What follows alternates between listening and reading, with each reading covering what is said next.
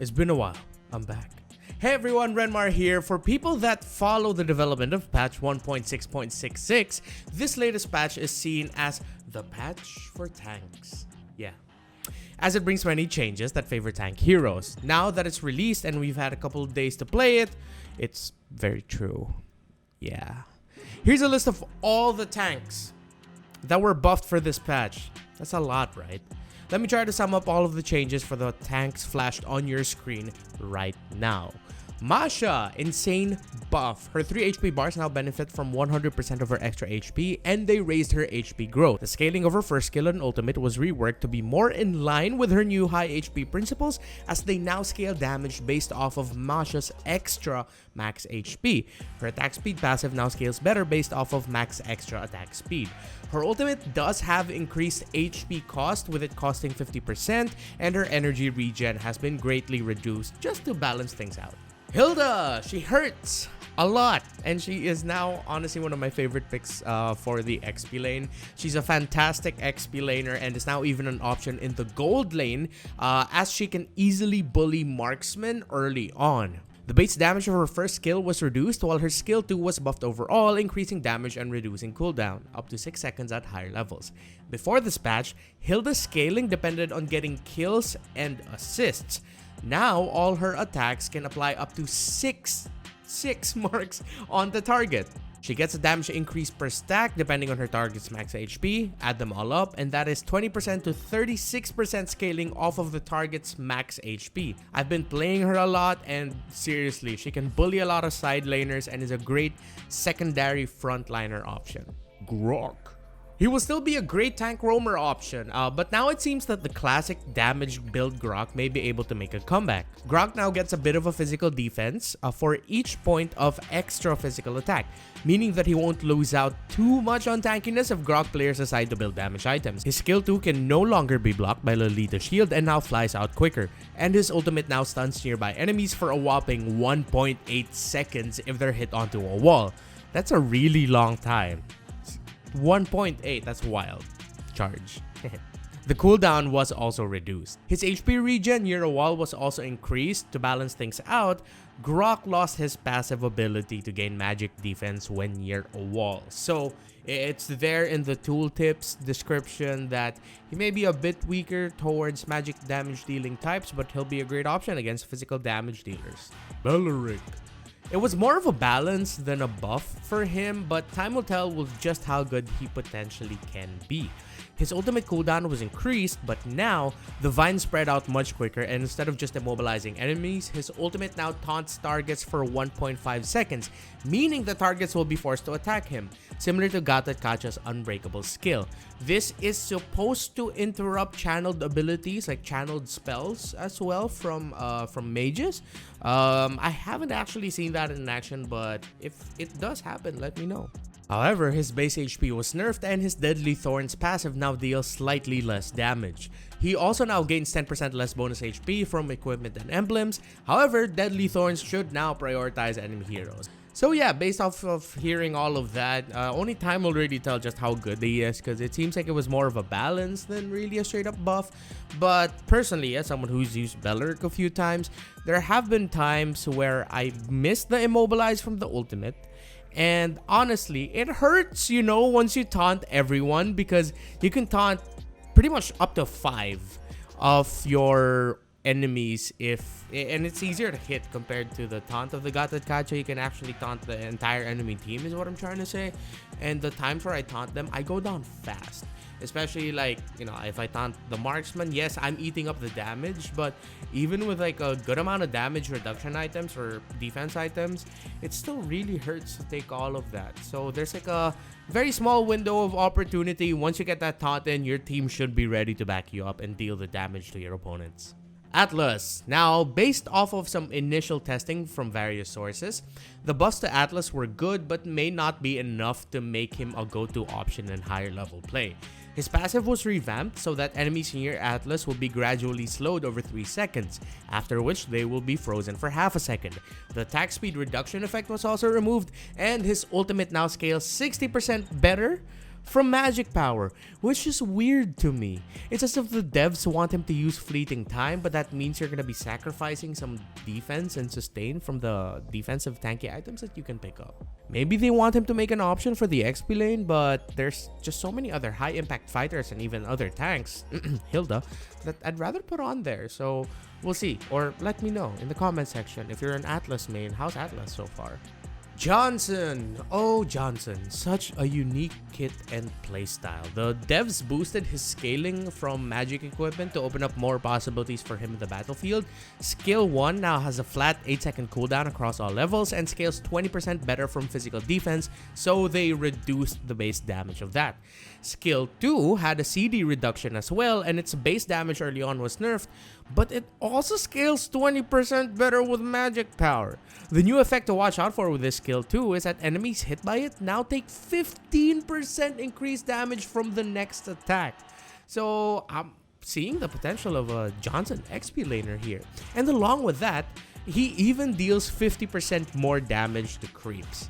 That's jungle creeps, okay? The monsters in the jungle. The little things in lane are called minions. Creeps are what you face in the jungle. But to balance things out, the base damage of his ultimate was reduced since they didn't adjust the magic power scaling for this. His ultimate deals less damage overall, but not by a lot. Fun fact, Wise, the world champion jungler of Blacklist International, who's currently on hiatus from MPL Philippines Season 9, but will be part of the Cebol Philippine National Esports team when they join in the tournaments there. He has actually been spending quite a few games in the jungle with Johnson. Interesting take, but based on what I've been hearing, the jungle clearing with this Electro Mag Ray skill 2 is actually pretty quick. You know, the vacuum shield thingy that, you know, I know that's not how it sounds, but yeah, it seems like he is a viable tank or jungler option.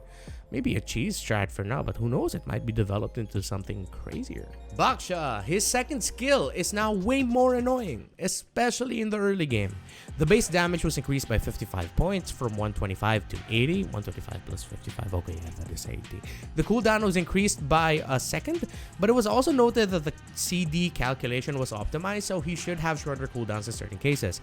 But since his second skill is spammable for 5 seconds as long as he hits a target, yeah, this is gonna be a pain. Hence why Jungle Baxia could be considered as a solid pick again and might be making more of a comeback soon. Hylos, nerfed. Straight up nerfed. But only in the early game, so he's fine. Not that bad of a nerf. The devs made it just so that he becomes more of a scaling tank. Just because he was nerfed doesn't mean that you can't use him. He's still good. He just scales a little bit better into the mid to the late game, and he won't be as well. He'll still have an impact in the early game. He's fine. Keep using Hylos. Gatotkaca and Minotaur. They reduced the cooldown of Gatot's ultimate, and for some reason they are still buffing the basic attack damage after successfully hitting with skill 1 for Minotaur. That's it. Now, buffs and adjustments to specific tank heroes aren't the only benefits for tanks in this patch, as the passive experience you get from your roam boots blessing is doubled. So that means you can get your ultimate much quicker as a tank. You won't get it before the first turtle. Maybe you can, depending on what happens in the game.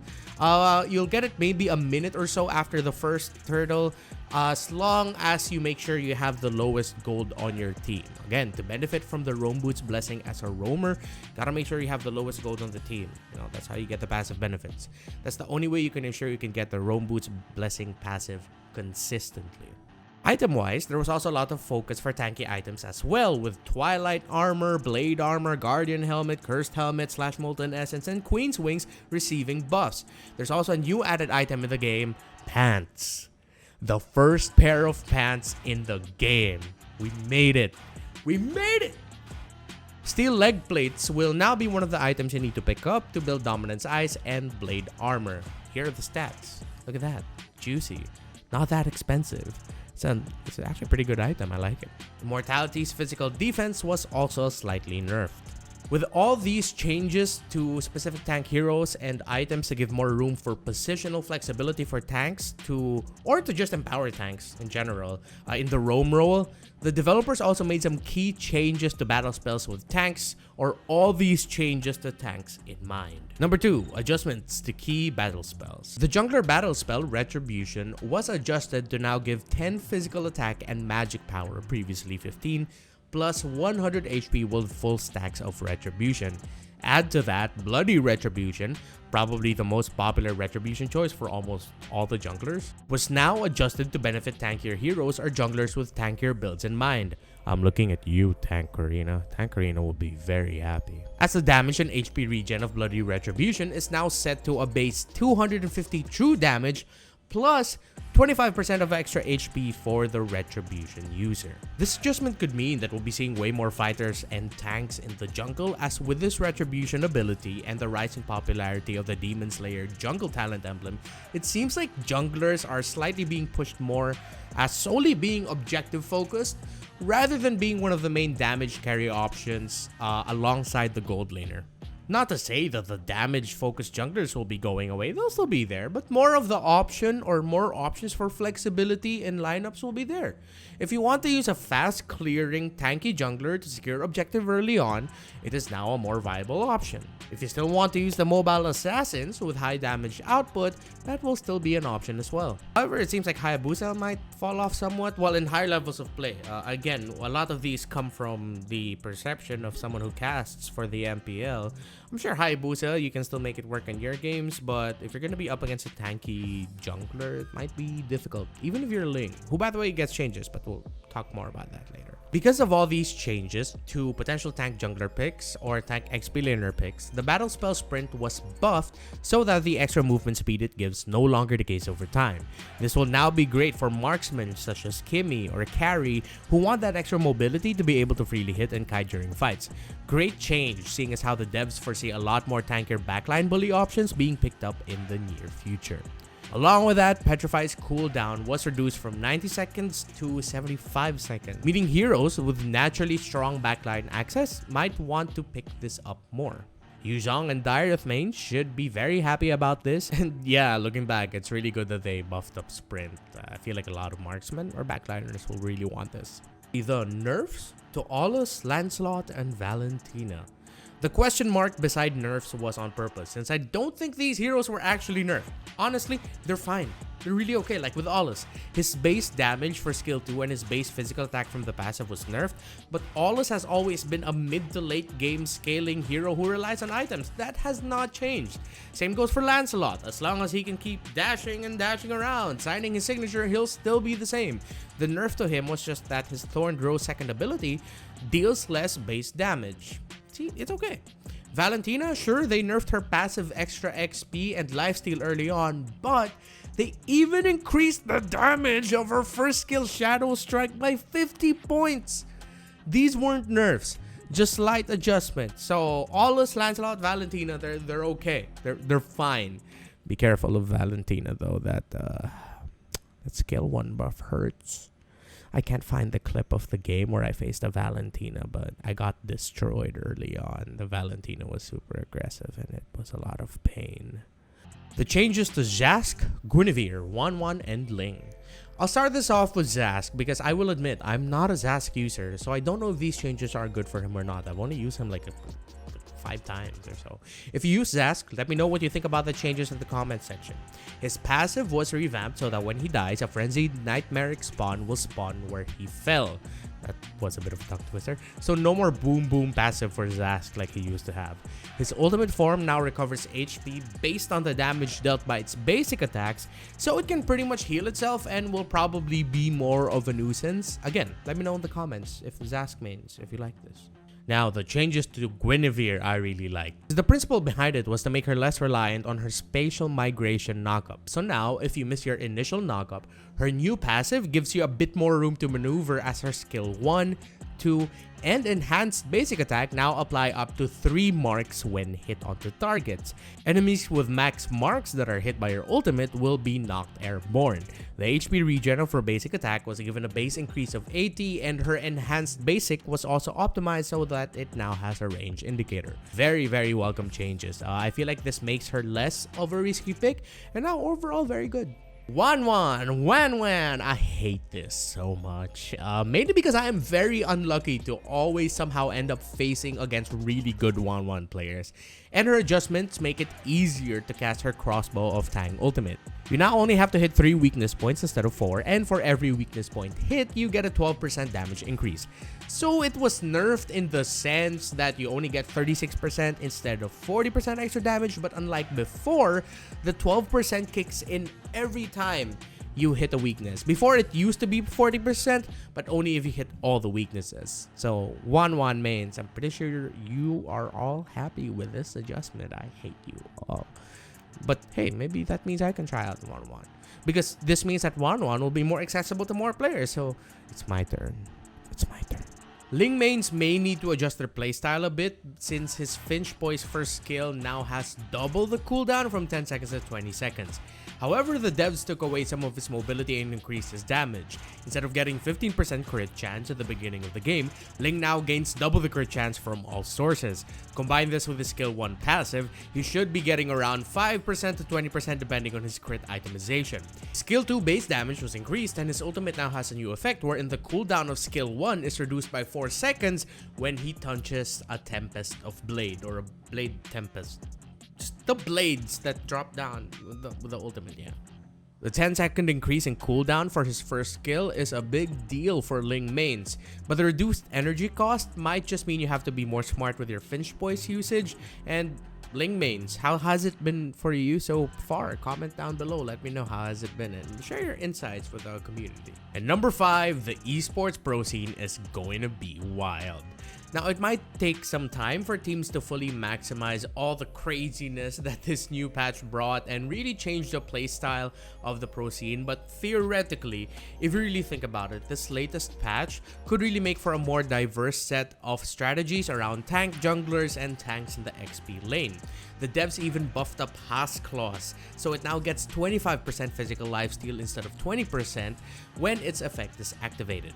This is because they foresaw, or maybe they foresaw, that due to the damage boost on certain tank heroes, damage dealers, specifically marksmen, would need more sustain and healing for themselves. Changes like this make it clear that the developers see a path that this patch could get to and have put up certain measures in place to adjust to it. Pro teams and our community in general can get very creative with coming up with the strongest and even craziest strategies to win the game.